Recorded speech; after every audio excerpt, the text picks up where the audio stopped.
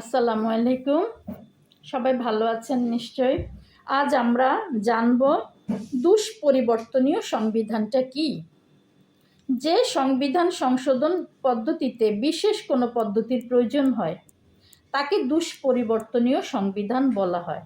মানে সুপরিবর্তনীয় সংবিধানে যেমন সাধারণ আইনের মতো তৈরি হয়, কোনো জটিল পদ্ধতির প্রয়োজন হয় না, কিন্তু এই সংবিধান দুষ্পরিবর্তনীয় সংবিধান মানে সংবিধানকে যে পরিবর্তন করবে তার দুইটা নিয়ম আছে। একটা সুপরিবর্তনীয় সহজ নিয়ম, একটা হচ্ছে দুষ্পরিবর্তনীয় কঠিন বা জটিল নিয়ম।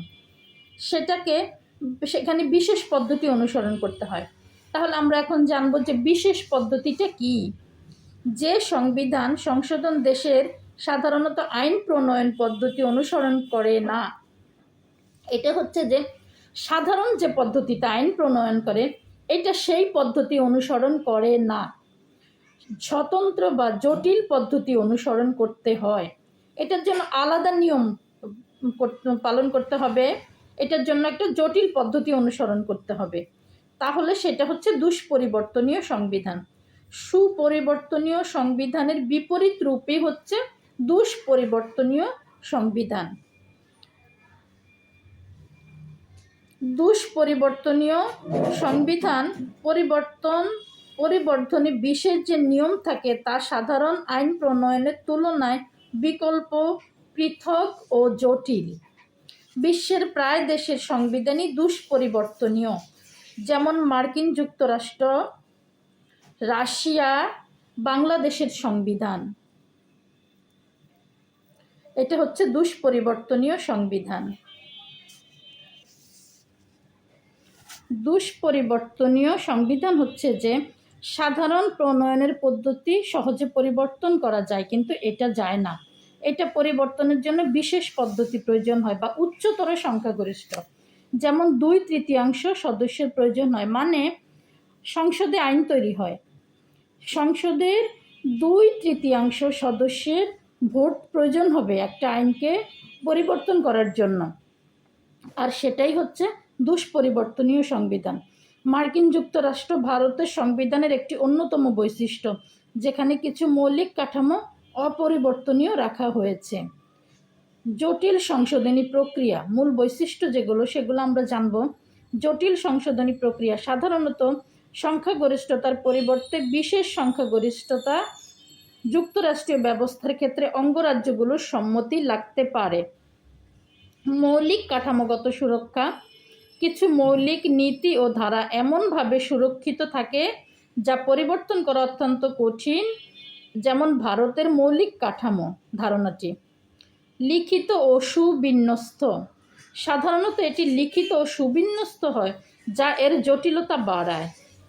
মার্কিন যুক্তরাষ্ট্রের সংবিধান, এটি দুষ্পরিবর্তনীয় সংবিধানের একটি প্রকৃষ্ট উদাহরণ, যেখানে সংশোধনী প্রক্রিয়া অত্যন্ত কঠিন।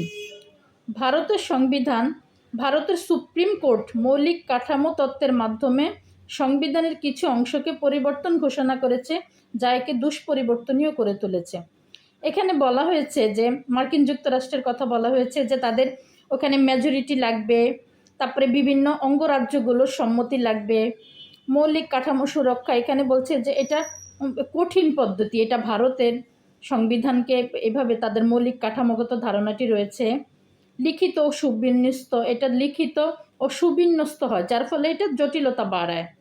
মার্কিন যুক্তরাষ্ট্রের সংবিধান, এটা দুষ্পরিবর্তনীয়, যেটা সংশোধনী প্রক্রিয়া অত্যন্ত কঠিন। ভারতের সুপ্রিম কোর্টের মৌলিক কাঠামো তত্ত্বের মাধ্যমে কিছু অংশকে অপরিবর্তনীয় ঘোষণা করা হয়েছে, যাকে দুষ্পরিবর্তনীয় করে তুলেছে। মানে কিছু জিনিস সংবিধানে কঠিনভাবে রাখা হয়েছে যেটাকে বাতিল করা যাবে না, আর সেই জন্যই দুষ্পরিবর্তনীয় সংবিধানের কথা বলা হয়েছে। কারণ একটা সংসদে, গণতান্ত্রিক দেশে নির্বাচনের মাধ্যমে যারা সংসদ সদস্য হয়, সেখানে ভোটের মাধ্যমে গেলে বিভিন্ন দলের প্রতিনিধিগণ থাকেন, যার ফলে 2/3 সদস্যকে একই মতে পাওয়াটা কঠিন হয়ে যায় এবং সেটা জনকল্যাণকর না হলে কখনো পাস হয় না। কিন্তু যখন কি হয় যে একই দলের মানুষ সংখ্যাগরিষ্ঠতা পেয়ে যায়, তখন তারা কি করে নিজের ইচ্ছা মতো সংবিধানটাকে কাটাছাটা করতে পারে। তো এটা কখনো কাম্য নয়, বা নিজের জনগণের জনমতের তোয়াক্কা না করে বা জনগণের কল্যাণের কথা না ভেবে নিজের ব্যক্তি স্বার্থের কথা ভেবে সংবিধানকে কি করতে পারে যে নিজের ইচ্ছা মতো তৈরি করতে পারে, যাতে এইটা রোধ করা যায়, যাতে স্বৈরাচারী রোধ করা যায়, যাতে সরকার জনকল্যাণমুখী না হয়ে জনবিরোধী না হতে পারে, এই জন্য সংবিধানকে এই দুষ্পরিবর্তনীয় ব্যবস্থা রাখা হয়েছে।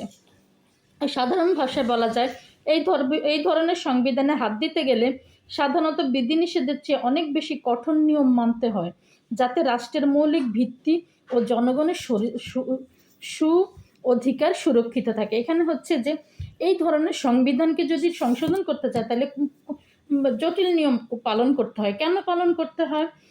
এই জটিল নিয়ম পালন করতে গেলে অনেক সময় সেটা সম্ভব হয় না। তখন কি হয়, রাষ্ট্রের মৌলিক ভিত্তি ঠিক থাকে এবং জনগণের অধিকারও সুরক্ষা থাকে, কারণ রাষ্ট্র তো জনগণের জন্যই, জনগণের কল্যাণের জন্য। এই জন্য দুষ্পরিবর্তনীয় সংবিধানটা খুবই গুরুত্বপূর্ণ। এটা আমাদের দেশেও রয়েছে, আমাদের দেশে সংবিধানটা পরিবর্তনীয়, দুষ্পরিবর্তনীয় সংবিধান রয়েছে, যার ফলে এটা খুবই ভালো একটা পদ্ধতি এবং গুরুত্বপূর্ণ পদ্ধতি। তাহলে আমরা আজকে কি জানলাম যে দুষ্পরিবর্তনীয় সংবিধান কি। সবাই ভালো থাকবেন। আসসালামু আলাইকুম। ধন্যবাদ সবাইকে।